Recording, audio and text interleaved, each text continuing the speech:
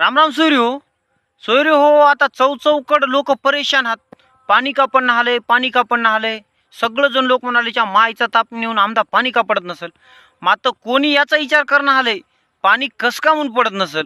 तुम्हाला सांगतो, निसर्गाचा पुरा हेंडगा लावला या लोकांना. मोठे मोठे 200-200-300 वर्ष असलेले झाडं तोडले.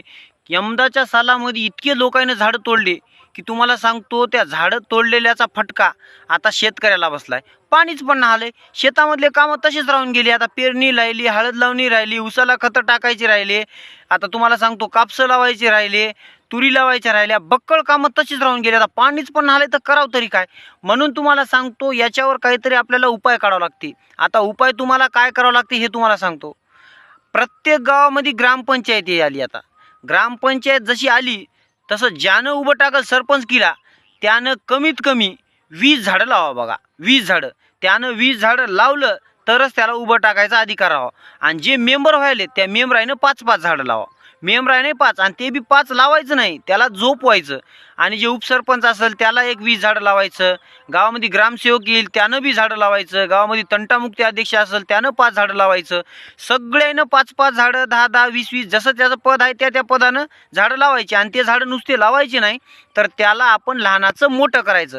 असा प्रशासनानं एक नियम काढावा. आणि हे नियम ग्रामपंचायत पुरता न ठेवता हे आमदार खासदार आहात की नाही, त्याईनं सुद्धा नुसतं म्हणण्यापेक्षा हे झाडं लावले पाहिजे. आणि झाडं लावल्यापेक्षा आहे की नाही त्याला जोपिलं पाहिजे. तुम्हाला सांगतो, आमदारांना बी लावायला पाहिजे कमीत कमी 50-100 झाडं, आणि त्या झाडाला जोपिलं पाहिजे. आणि त्यातल्या त्यात हे आमदार खासदार इकडून तिकडं इकडे चढत की नाही, इकडल्या पक्षामध्ये राहिलं की त्याने 100 झाड, आणि लगेच त्याने तिकडल्या पक्षात गेलं की तिकडे गेलं की बी त्याने 100 झाड लावा. असं हे बघ काय प्रशासनानं काढावं. नियम जर हे काढला तर की नाही बराबर आपला मिरूग चांगला येते, पाणी पडत राहते, सगळं व्यवस्थित होते. आणि जर तुम्ही असं झाडं लावा झाडं जगवा म्हणून उगं भपांड्यात मारत असाल तर जमना. त्याच्यासाठी खरंच झाडं कोण लावाले कोण नाही याला बघावं लागते. आणि त्याच्यानंतरच हे कार्यक्रम ठेवावं लागते. नाहीतर निसर्ग पुरा बिघडून गेला. बघायला की तुम्ही, उन्हाळ्यामध्ये पाणी पडालंय आणि पावसाळा आला तर पाणी पण आले. हिंगा असली तर गज झाली सोयरी हो. तुम्हाला काय सांगावं आणि काय नाही. आता याच्याशिवाय आपल्याला काही पर्याय नाही. हे पर्याय एकदम चांगला आहे आणि हे पर्याय प्रशासनानं करावं लागते. शासनानं केल्याच्या नंतरच लोक वाटावर येते.